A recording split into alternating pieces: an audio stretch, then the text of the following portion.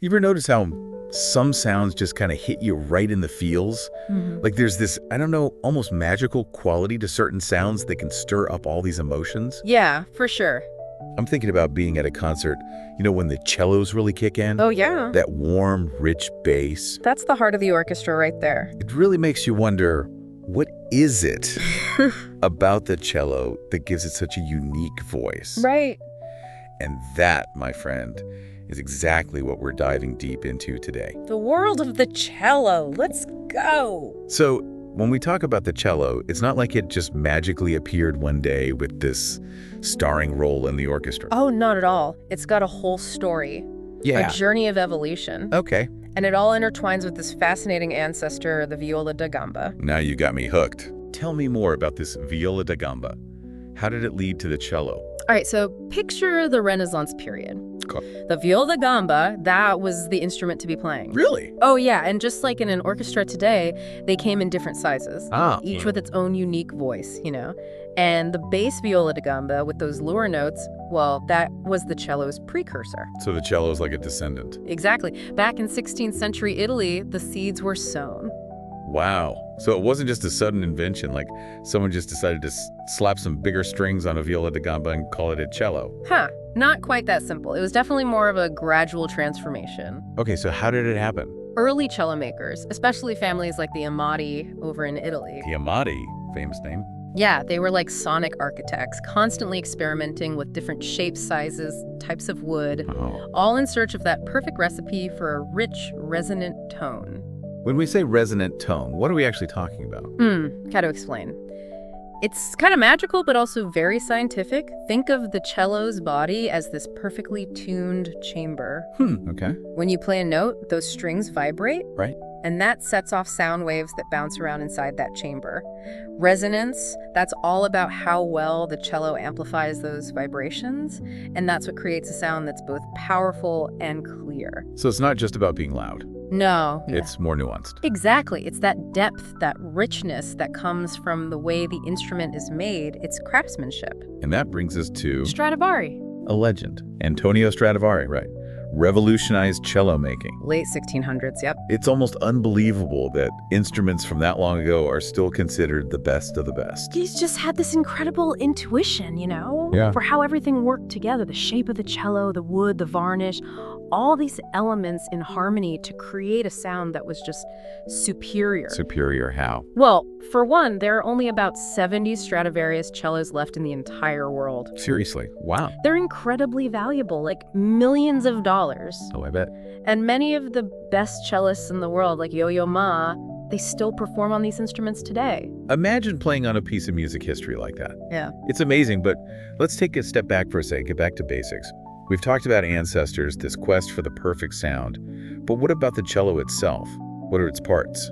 Let's get into it. What makes it tick? We're about to take a journey into the very heart of the cello. Love it. And we'll uncover not just its parts, but how they all work together to create that captivating voice. I am so ready for this deep dive. Awesome. Where do we start? Well, every good foundation starts at the bottom right.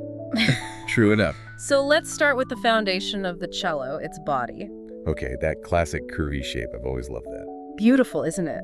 And it's not just for looks. Oh, there's a purpose behind it. Oh, absolutely. Yeah. We're talking about a carefully crafted wooden box here. Each piece of wood plays a role. So walk me through it. What kind of wood are we talking? Why those choices? All right, so the top plate, the one you see facing the audience, often made of spruce, chosen for its ability to vibrate and project sound. It's like the cello's voice box. I like it. Then you have the back, typically maple for its strength. Its job is to reflect those vibrations back out towards the audience. So it's this balance between sending the sound out, but also making sure it resonates within the instrument. You got it. A delicate dance. Yeah. And connecting these two plates, the ribs. Right, the sides. Yep, usually maple too. They act like the walls of our sound chamber. They help channel those vibrations throughout the whole instrument. And of course, we can't forget the fa holes. Those are iconic. Absolutely. But they're not just decorative, right? Not at all. They are essential for letting the sound out. Think of them like vents that give the cello its breath. It's amazing how something as simple as the shape of a hole can have such a big impact on the sound. It's all physics and acoustics in action. Right. You know, early cellos, they had round holes, crescent shapes. But over time, They experimented? exactly, they found that the F shape, which became the standard during the Baroque period, it just worked better. Better how? More tone, more volume. Wow. So even the smallest details can make a world of difference. You got it. Speaking of details, there's a lot going on inside the cello's body too, right? You mentioned bass bars and sound posts earlier. Ah, yes. The unsung heroes. Hidden from view, but so important. What do they do? Okay, so the bass bar. Imagine a sturdy strip of spruce running along the underside of that top plate. I'm picturing it, yeah. Its job is to handle all the pressure from those strings, especially the lower ones, the ones that create those deep notes. The bass notes. Exactly. Without that bass bar, the top plate, it could warp, crack even. Oh, wow. Way too much strain. So the bass bar is like a reinforcement. Perfect way to put it. Now the sound post is different. Okay. Picture a slender little dowel. Dowel. Yeah, like a wooden peg, carefully wedged between the top and back plates. No glue, nothing like that. Just wedged in there. Precise fitting, that's the key. It's all about transferring vibrations. Ah, okay. The sound post acts like a bridge between the top plate, where the strings are, and the back plate. That's what creates that full resonant sound we love. So it's like a sonic conduit, yeah. Connecting the front and back of the cello. Exactly. They have to vibrate in harmony. I'm learning so much. Yeah. And what about that thin strip of wood around the edge? You mean the purfling? Yeah, the purfling. You noticed that, huh? It's like a frame around a masterpiece, visually. It certainly adds to the cello's looks, but it's got a job to do, too. Think of it like a barrier to stop any cracks from spreading. Oh, that makes sense. Protects that delicate top plate. Exactly. Every little detail matters. And speaking of details, Yeah. that scroll at the top of the neck, have you ever noticed that? It's often got those really intricate designs, right? Yeah. Passed down through generations of luthiers, these amazing craftspeople. They take such pride in their work. And of course, the varnish. That's a whole other story. Oh, right. I've heard there are secret recipes for cello varnish. Is that true? Absolutely. Varnish isn't just about protecting the wood. It plays a huge role in the sound, too. Different varnishes, they can enhance the wood's natural resonance in different ways. And yeah, some of those traditional formulas, they're closely guarded secrets, passed down through families or kept locked away. Wow. So each cello really does have its own sonic fingerprint, in a way. Exactly. Influenced by the wood, the craftsmanship, even the secret recipe of the varnish. That's incredible. And speaking of unique features, we can't forget the part that lets us actually play the darn thing, the neck and fingerboard. Of course, of course. The neck is that long, smooth piece of wood, extends from the body, holds the strings in place. And the fingerboard is that dark, smooth strip on top of the neck. Yes. Usually ebony, super hard, super durable. That's where the cellist's fingers press down on the strings to get those different notes. Makes sense. Can I ask a maybe silly question? Go for it. Why do cellists sit to play? Violins and violas, they stand. That's a great question, and it's all about ergonomics, and how the sound is made. The cello is bigger, heavier, lower register, Yeah. needs a stable bass to resonate properly. Sitting lets the cellist support that weight, find the best position for projecting the sound. Plus, it gives them all that freedom to move their left arm and hand along the fingerboard, all that agility. Makes sense. It's like the cello becomes a part of them when they play. Exactly. Now, two more essential parts we got to talk about. Crucial to how the sound is made, the bridge and the end pin. Okay, the bridge. It seems straightforward enough, but knowing this instrument, I'm guessing there's more to it. Oh, you bet. It's deceptively simple. That small arched piece of wood standing upright on the cello's belly, that's the bridge. Okay. It's the link between those vibrating strings and the body of the instrument.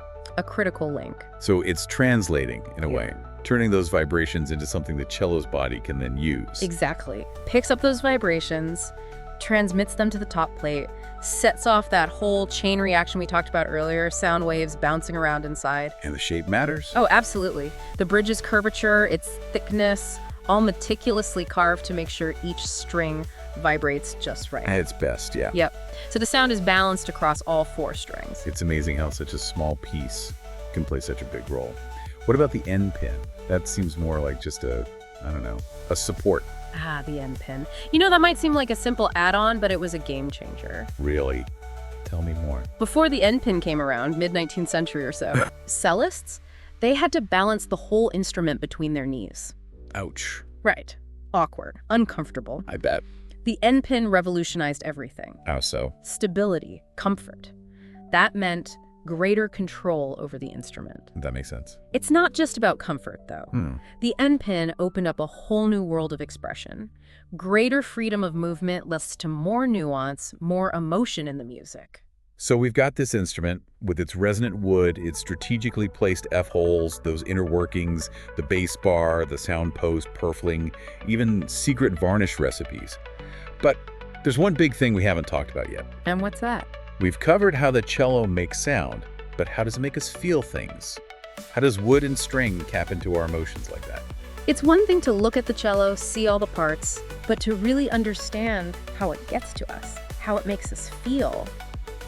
That's the real journey. It's true. I mean, think about it. A single cello melody can make you feel so many things. Oh, yeah. Sadness, longing, joy, even triumph. What is it about this instrument that speaks to us like that?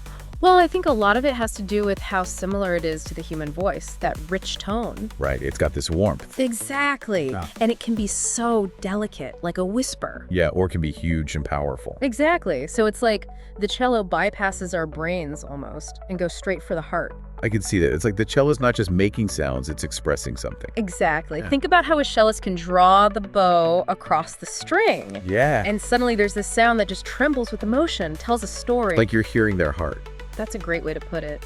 And it's not just the tone either, it's the range of emotions. Right. It can be so mournful and thoughtful 1 minute. And then, boom, soaring with joy the next. Exactly. That versatility is huge.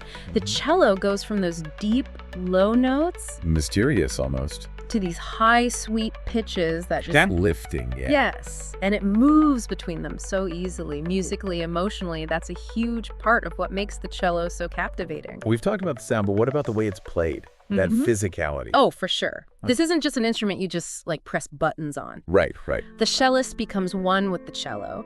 Their whole body influences the sound. Every note, every swell, even how they breathe. It's like a dance. Exactly. You watch them hold the cello, how they shift their posture, the way their fingers move on the fingerboard. It's all part of the story the music is telling. It's visual too, yeah.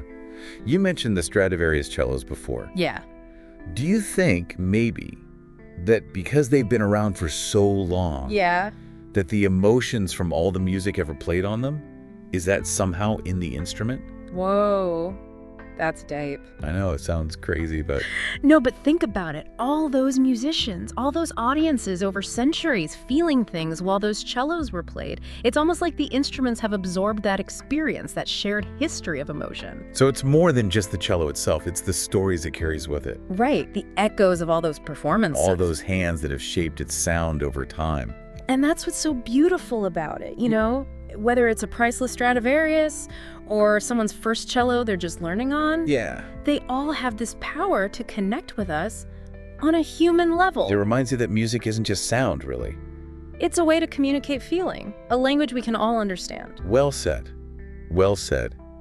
As we're wrapping up this deep dive into the cello, Already. I'm kind of in awe of this instrument. Too. The fact that something so simple, wood, strings, a skilled player, that it can create something so profound. It's magical. And for everyone listening, I urge you, go explore cello music. Yes. Find different players, different composers, different styles, see what speaks to you. You might be surprised at how much is going on inside you when you really listen. And who knows, maybe this deep dive will inspire you to hear a cello performance live. Nothing beats it. There's nothing like it. Until next time, folks, keep those cello melodies resonating. We've gone deep on the cello, haven't we? Yeah, we've covered a lot of ground. Its history, how it's made, all the little details. But the thing I keep coming back to is how emotional this instrument is. It's true. You can analyze the wood and the strings all day long. All right. But capturing that emotional power, that's something else. It really is. I mean, think about how a simple cello melody can make you feel so many things at once. Oh, absolutely. Sadness, longing, joy, even a sense of triumph sometimes. What is it about the cello that gets to us like that? I think a lot of it comes down to the cello's incredible similarity to the human voice. That rich, resonant tone. Yeah, it's got that warmth, Exactly. It can be so delicate and quiet. like a whisper. Exactly. But then it can also be So powerful, almost overwhelming. It's like the cello speaks directly to our emotions, bypasses the thinking part of our brains and goes straight for the heart. I think you're right. It's not just about the notes themselves, but how those notes are expressed. Think about how a cellist draws the bow across the strings. Yeah. And suddenly you can hear the emotion in every single note. It's like they're telling a story without words. You really feel like you're hearing their heart. And it's not just one emotion either, right? The cello can express so much. That's what's so amazing about it. It's mournful and introspective one moment. And then so full of joy and exuberance the next. It's incredible. It really is. That range, that ability to move between those different emotions, that's a huge part of the cello's magic. It can be playing the deepest, lowest notes, and it's like you're hearing something ancient and mysterious. Yes. And then it shifts to these high, sweet notes, and it's like everything's possible. Exactly. That's part of what makes the cello so captivating. And we can't forget about how physically the cello is played, too. That's a good point. There's so much more to it than just, pressing down the strings. Oh, for sure. The cellist isn't just playing the instrument, they're a part of it. Their entire body influences the sound. Every little movement affects the music. Exactly. How they hold the instrument, how they shift their posture as they play, even the way their fingers move on the fingerboard, it all tells a story. It's like watching a dance. You can practically see the emotion in every movement. It's beautiful to watch. Earlier we were talking about the Stradivarius cellos, those instruments that have been around for centuries. And the fact that they've been played by so many different people. Do you ever wonder if maybe, just maybe, Yeah. if some of those emotions, all that history, if it's somehow imbued in the instrument itself? I know it sounds far out, but it's not impossible, right? Yeah. Think about all the music those cellos have been a part of. Right. All the hands that have held them, all the hearts they've touched. It makes you wonder if some of that energy is still there. Like a sonic memory. Exactly. It's not just the wood and the strings anymore. It's all the stories those instruments have been a part of. And that's the amazing thing about the cello. Whether it's a priceless antique or a beginner's instrument, it has this power to connect with us on such a deep level. It reminds us that music is more than just sound. It's a way of communicating what it means to be human. Beautifully put. As we wrap up our cello deep dive, I just have this overwhelming sense of awe for this instrument. And the fact that something as simple as wood, strings, and a skilled player. And a listener who's open to it. Yes. All of that can come together to create something so profound, so moving. It just blows me away. Me too. And for everyone listening, I hope this deep dive inspires you to explore the world of the cello even more. Listen to different players, different styles. Pay attention to what moves you, what speaks to you. You might be surprised at what you discover. And if you ever get the chance to see a cello performed live, don't miss it. There's nothing else like it. Nothing else like it. Until next time, keep those cello melodies resonating.